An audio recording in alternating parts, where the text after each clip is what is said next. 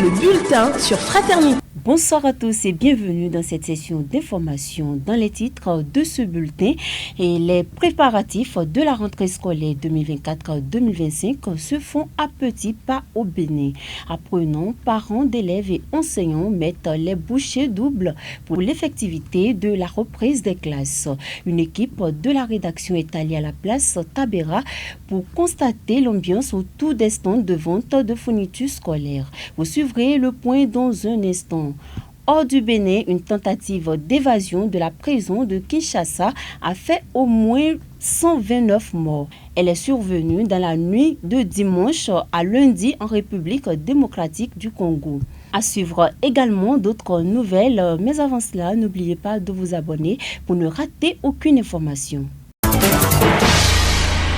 Bienvenue à chacun et à tous. À l'orée de chaque rentrée scolaire, des stands et des marchés de vente de fournitures scolaires s'ouvrent spécialement pour l'occasion.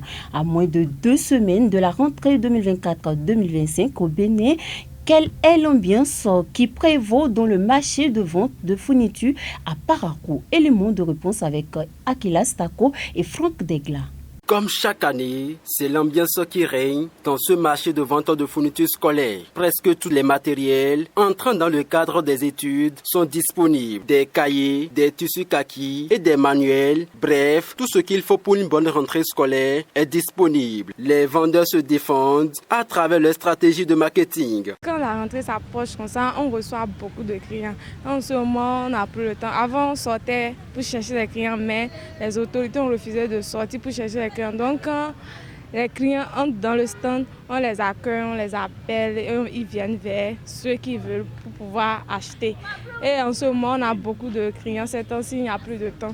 Donc, il mérite qu'on veille juste à une heure donnée. Avant, on avait l'habitude de rester au dehors. Bon, c'était à cause des querelles, les disputes, de la brutalité qui arrive au dehors, peut-être à cause des accidents que les autorités ont refusé.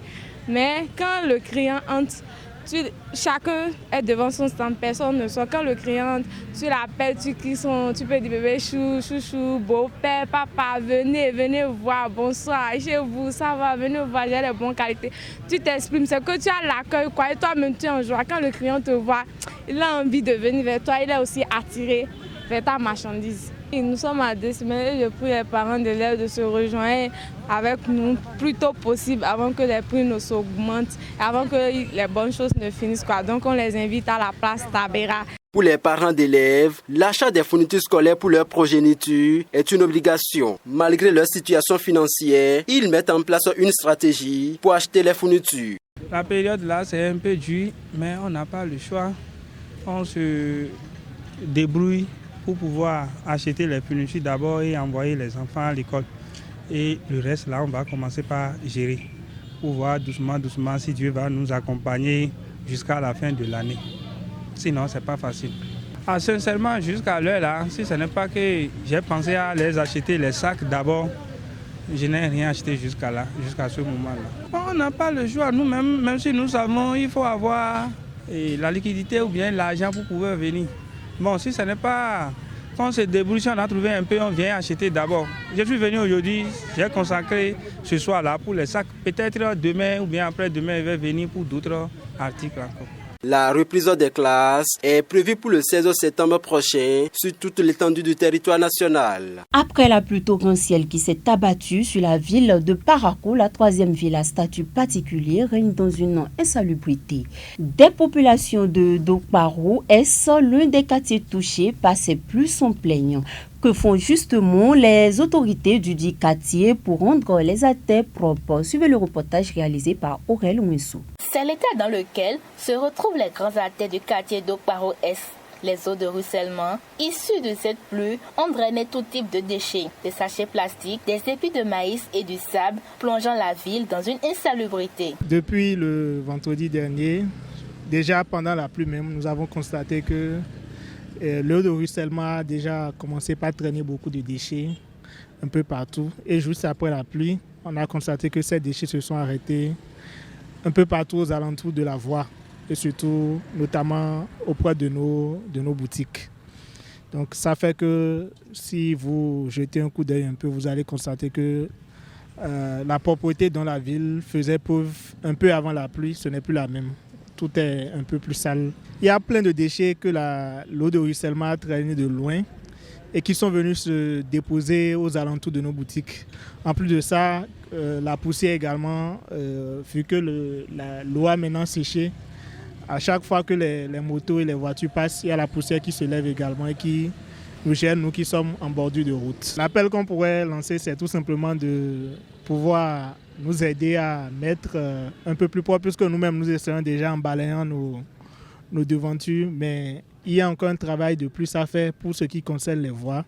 Donc s'ils peuvent également nous aider, cela va nous faire beaucoup de bien et va nous empêcher également de respirer toutes ces poussières. Depuis la pluie de la dernière fois, nous avons constaté une salubrité assez intense dans la ville. Par exemple, il y a la poussière qui s'installe.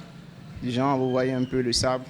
Et quand par exemple les motos circulent, on constate de la poussière qui nous envahit. Mais à part cela, on constate également de la salubrité, du genre des sachets qui s'installent devant nous. Bon, c'est vraiment un problème en fait. Les autorités locales sont préoccupées par cette situation.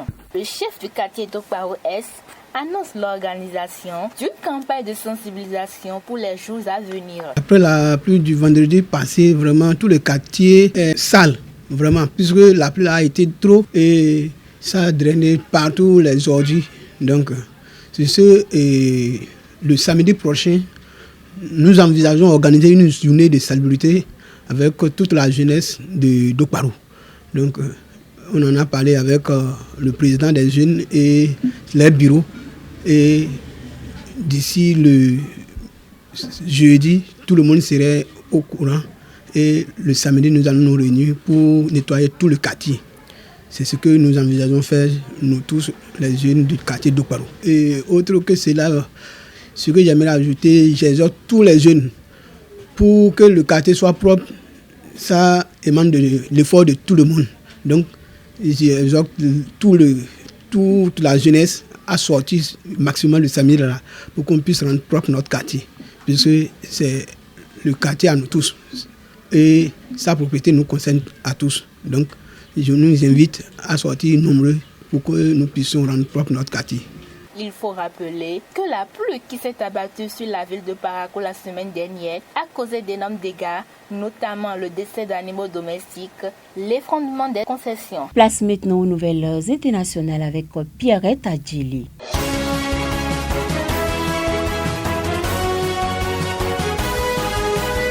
Les autorités de la République démocratique du Congo ont annoncé un bilan tragique après une tentative d'évasion à la prison centrale de Makala à Kinshasa survenue dans la nuit du 1er au 2 septembre 2024. Selon le ministre de l'Intérieur Jacques Mensambani, au moins 129 personnes ont perdu la vie, dont 24 par balle après sommation. La majorité des victimes auraient succombé à l'étouffement.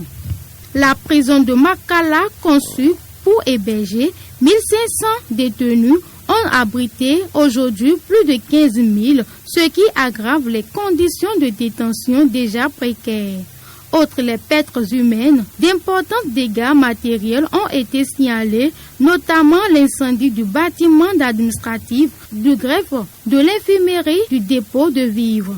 L'opposition congolaise, par la voix de Martin Fayulu, a vivement dénoncé ce qu'elle qualifie de massacre, réclamant une enquête exhaustive. La société civile a également exprimé ses doutes quant à la véracité du bilan officiel, exigeant une enquête indépendante pour faire toute la lumière sur cet événement dramatique. Cette tragédie met en lumière des défis sécuritaires et humanitaires auxquels fait face le système pénitentiaire congolais, en particulier dans un contexte de surpopulation carcérale. Pendant ce temps, dans le cadre de la 9e édition du Forum de coopération sino-africain, plusieurs chefs d'État africains sont attendus en Chine. Le président Xi Jinping a reçu son homologue sud-africain Cyril Ramaphosa. Ceux-ci se sont entendus sur le renforcement de la collaboration entre les deux pays. Le président Ins Jipan a déclaré vouloir leurs efforts de modernisation, leurs engagements à promouvoir la coopération sino-africaine et leurs aspirations à améliorer la gestion des affaires internationales. Et ce sens d'être influencé par les changements observés par la scène politique internationale. Au total, l'accord avec propos de son homologue, le président Cyril Ramaphosa, a confirmé l'importance et la solidité des accords politiques et des échanges entre les deux pays. Merci Pierrette, rendez-vous demain pour un autre numéro. Place maintenant aux nouvelles sportives avec Epiphane Chabi. Franc succès pour le promoteur Paguel Huemavo qui a une fois encore accompagné la jeunesse d'Alada avec le Curon. Suivez le reportage réalisé par Epiphane Chabi. Match nul, un but partout entre les deux équipes finalistes de cette deuxième édition du tournoi Vacances Apothéose. Il aura donc fallu l'étape fatidique des tirs au but pour séparer les deux formations. Et à l'issue de cette épreuve, c'est Wibatin Football Club en veille noire qui s'est adjugé le trophée face à l'association sportive GJT vêtue en rouge et noir. Des actions spectaculaires se sont déroulées au cours de cette rencontre qui a connu la présence du promoteur du tournoi Shalom Paguel Huemavo, des honorables députés Lucien Huibo et Solange Afia Vimeo qui n'ont pas caché leur satisfaction. Je suis vraiment contente de l'organisation de la finale et je voudrais saluer la commune, la population de la commune d'Alada. Il y a eu beaucoup de prix. Et même des prix qui ne concernent pas le jeu. Ceux qui ont participé, la présence au cours des matchs, et tout le monde de façon générale, les élèves ont été partis entraîner des fournitures scolaires aux jeunes. Et tout ça, c'est une réussite totale. Présent également sur le terrain pour cette finale, le maire de la commune d'Alada a salué l'initiative dont l'innovation majeure cette année aura été la distribution des lots aux officiels, aux meilleurs joueurs de chaque équipe mais aussi aux élèves. Je tiens à remercier beaucoup les jeunes de surtout les jeunes qui sont organisés à vibrer comme ça les vacances. Je pense que nos frères, nos enfants ne seront pas venus. Objectif globalement atteint pour cette deuxième édition et cela réjouit d'ailleurs le promoteur du tournoi, Shalom Paguel Huemavo. Pour cette deuxième édition, il y a eu beaucoup d'innovations, il y a eu beaucoup plus de prix que nous avons décernés à l'endroit des joueurs qui nous ont égayés tout au long de cette compétition. La particularité cette année également, c'est que ça a connu la présence effective de l'ensemble des autorités, que ce soit de la 5e circonscription électorale ou que ce soit de la municipalité d'Alada. Je pense que l'objectif est atteint. Vous avez vu, la population s'est massivement déplacée pour venir soutenir l'événement. Shalom Paguel Huemavo réussit donc son pari de réunir la jeunesse de sa commune autour de Cuiron. Rendez-vous pour la 3e édition qui s'annonce donc beaucoup plus innovante, a fait savoir le promoteur qui peu à peu se forge désormais une personnalité dans sa commune. C'est la fin de ce bulletin. Merci de l'avoir suivi. Rendez-vous demain pour un autre numéro. C'était le bulletin sur Fraternité.